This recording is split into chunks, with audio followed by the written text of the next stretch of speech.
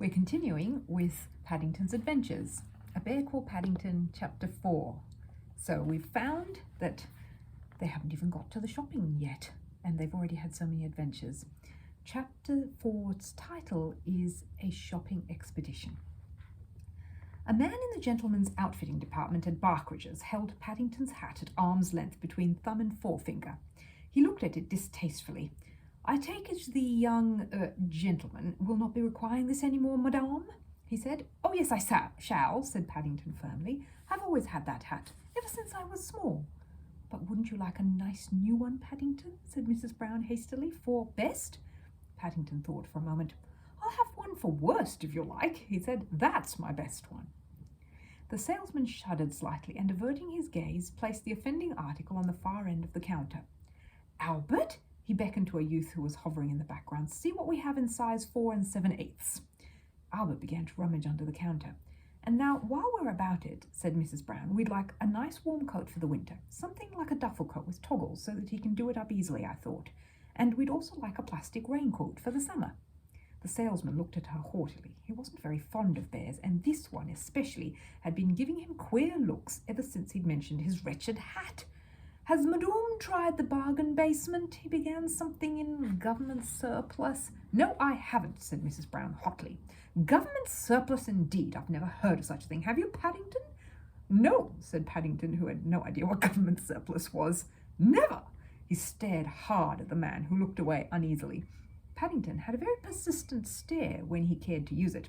It was a very powerful stare, one which his Aunt Lucy had taught him and which he kept for special occasions. Mrs. Brown pointed to a smart blue duffel coat with a red lining.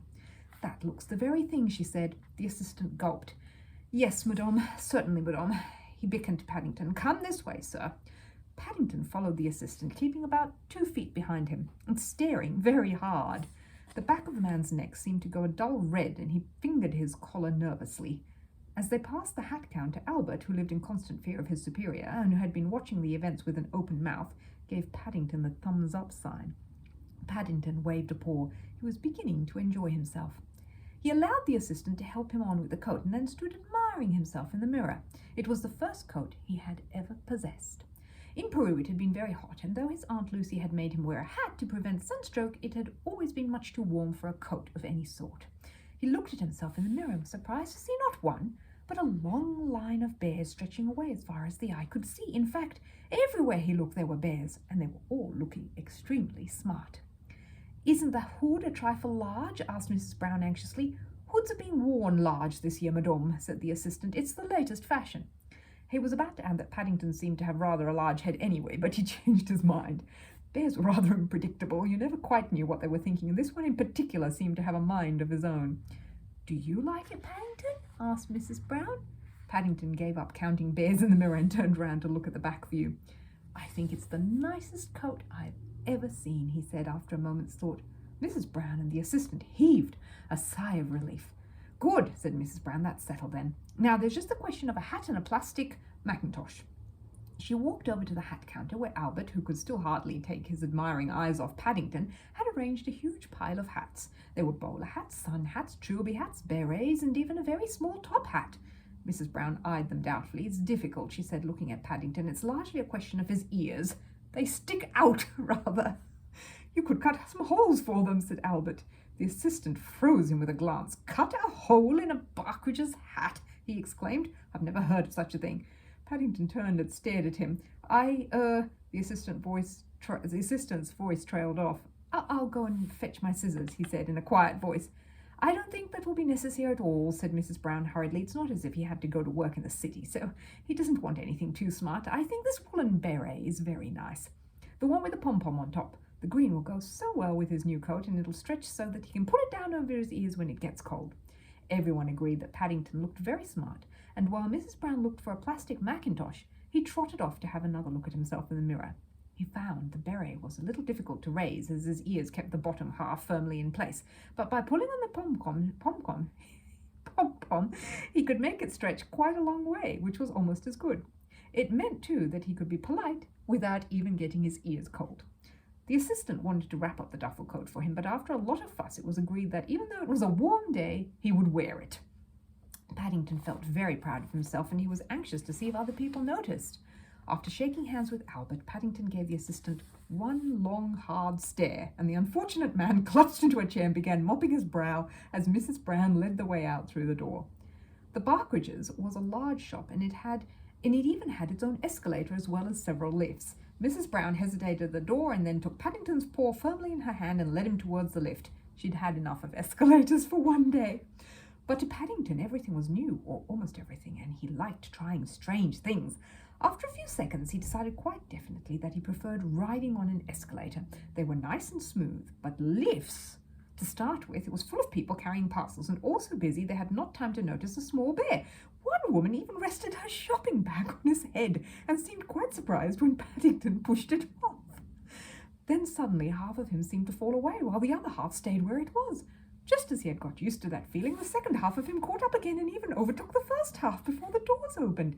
It did that 4 times on the way down, and Paddington was glad when the man in charge said it was the ground floor and Mrs. Brown led him out.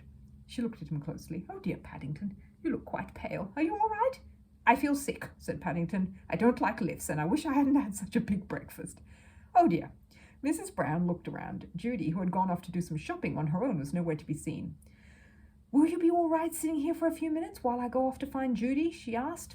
Paddington sank down on his case, looking very mournful. Even the pom-pom in his hat seemed limp. "I don't know whether I shall be all right," he said, "but I'll do my best." "I'll be as quick as I can," said Mrs. Brown. "Then we can take a taxi home for lunch." Paddington groaned. "Poor Paddington," said Mrs. Brown. "You must be feeling bad if you don't want any lunch." At the word lunch, Paddington closed his eyes and gave an even louder groan. Mrs. Brown tiptoed away. Paddington kept his eyes closed for several minutes, and then, as he began to feel better, he gradually became aware that every now and then a nice cool draught of air blew across his face. He opened one eye carefully to see where it was coming from and noticed for the first time that he was sitting near the main entrance to the shop. He opened his other eye and decided to investigate. If he stayed just outside the glass door, he could still see Mrs. Brown and Judy when they came. And then, as he bent down to pick up his suitcase, everything suddenly went black. "Oh dear," thought Paddington, "now all the lights have gone out."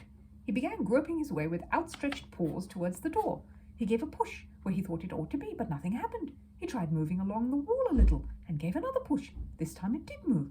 The door seemed to have a strong spring on it, and he had to push hard to make it open, but eventually there was a gap big enough for him to squeeze through. It clanged shut behind him, and Paddington was disappointed to find it was just as dark outside as it has been in the shop. He began to wish he'd stayed where he was. He turned round and tried to find the door, but it seemed to have disappeared. He decided it might be easy if he got down on his paws and crawled. He went a little way like this, and then his head came up against something hard. He tried to push it to one side with his paw, and it moved slightly, so he pushed again. Suddenly, there was a noise like thunder, and before he knew it, there was a whole mountain of things beginning to fall on him. It felt as if the whole sky had fallen, and everything went quiet, and he lay where he was for a few minutes with his eyes tightly shut, hardly daring to breathe. From a long way away, he could hear voices, and once or twice it sounded as if someone was banging on a window. He opened one eye carefully, and was surprised to find the light had come on again. At least, sheepishly, he pushed the hood of his duffel coat up over his head. They hadn't gone out at all. His hood must have fallen over his head when he bent down inside the shop to pick up his case. Paddington sat up and looked around to see where he was. He felt much better now. Somewhat to his astonishment, he found he was sitting in a small room, in the middle of which was a great pile of tins and basins and bowls. He rubbed his eyes and stared, round-eyed, at the sight. Behind him there was a wall with a door in it, and in front of him there was a large window. On the other side of the window there was a large crowd of people pushing one another and pointing in his direction. Paddington decided with pleasure that they must be pointing at him. He stood up with difficulty because it was hard standing up straight on top of a lot of tins, and pulled the pom-pom on his hat as high as it would go. A cheer went up from the crowd. Paddington gave a bow, waved several times, and then started to examine the damage all around him. For a moment he wasn't quite sure where he was, and then it came to him. Instead of going out into the street, he must have opened a door leading to one of the shop windows. Paddington was an observant bear, and since he had arrived in London, he'd noticed lots of these shop windows. They were very interesting. They always had so many things inside them to look at. Once he'd seen a man working in one, piling tin cans and boxes on top of each other to make a pyramid. He remembered deciding at the time what a nice job it must be. He looked around thoughtfully. "Oh dear," he said to the world in general, "I'm in trouble again." If he'd knocked all those things down, as he supposed he must have done, someone was going to be cross. In fact, lots of people were going to be cross.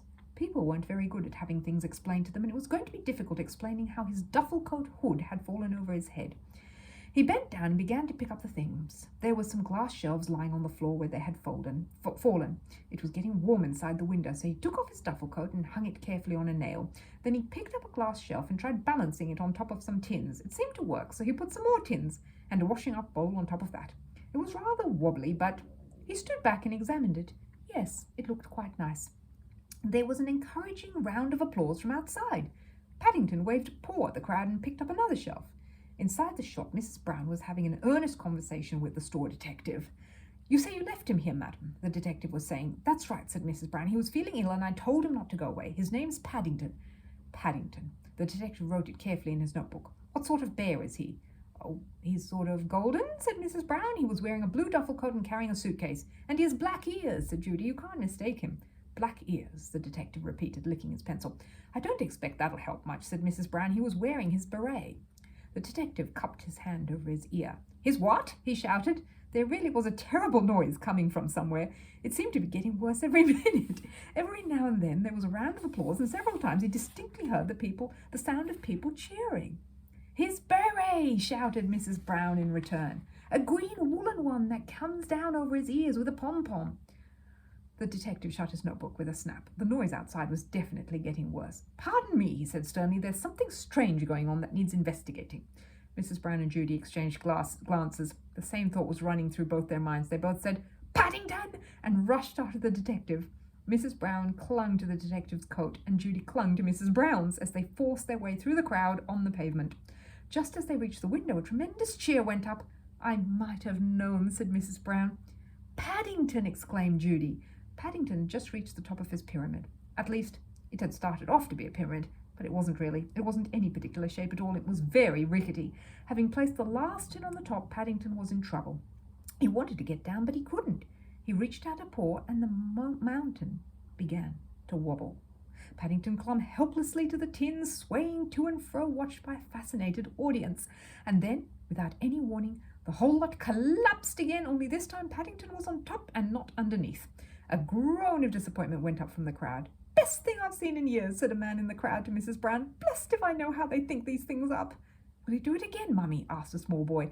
"I don't think so, dear," said his mother. "I think he's finished for the day." She pointed to the window where the detective was removing a sorry-looking Paddington. Mrs. Brown hurried back to the entrance, followed by Judy. Inside the shop, the detective looked at Paddington and then at his notebook. "Blue duffel coat," he said. "Green woolen beret." He pulled the beret off. "Black ears. I know who you are," he said grimly, "or Paddington." Paddington nearly fell backwards with astonishment. "However did you know that?" he said. "I'm a detective," said the man. "It's my job to know these things. We're always on the lookout for criminals." "But I'm not a criminal," said Paddington hotly. "I'm a bear. Besides, I was only tidying up the window." "Tidying up the window?" the detective spluttered. "I don't know what Mr. Perkins will have to say. He only dressed it this morning." Paddington looked around uneasily. He could see Mrs. Brown and Judy hurrying towards him. In fact, there were several people coming his way, including an important-looking man in a black coat and striped trousers. They all reached him at the same time and all began talking together. Paddington sat down on his case and watched them. There were times when it was much better to keep quiet, and this was one of them.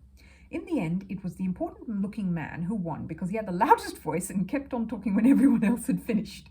To Paddington's surprise, he reached down, took hold of his paw and started to shake it so hard he thought it was going to drop off. "Delighted to know you, Bear," he boomed. "Delighted to know you, and congratulations." "That's all right," said Paddington doubtfully. He didn't know why, but the man seemed very pleased. The man turned to Mrs. Brown. "You say his name's Paddington?" "That's right," said Mrs. Brown, "and I'm sure he didn't mean any harm." "Harm?" The man looked at Mrs. Brown in amazement. "Did you say harm? My dear lady, through the action of this bear, we've had the biggest crowd in years. Our telephone hasn't stopped ringing." He waved towards the entrance to the store. "And still they come." He placed his hand on Paddington's head. "Barkridge's," he said. "Barkridge's is grateful." He waved his other hand for silence. "We would like to show our gratitude. If there is anything in the store you would like." Paddington's eyes gleamed. He knew just what he wanted. He'd seen it on their way up to the outfitting department. It had been standing all by itself on a counter in the food store, the biggest one he'd ever seen, almost as big as himself. "Please," he said. "I'd like one of those jars of marmalade, one of the big ones." If the manager of Barkages felt surprised, he didn't show it. He stood respectfully to one side by the entrance to the lift. "Marmalade it shall be," he said, pressing the button. "I think," said Paddington, "if you don't mind, I'd rather use the stairs."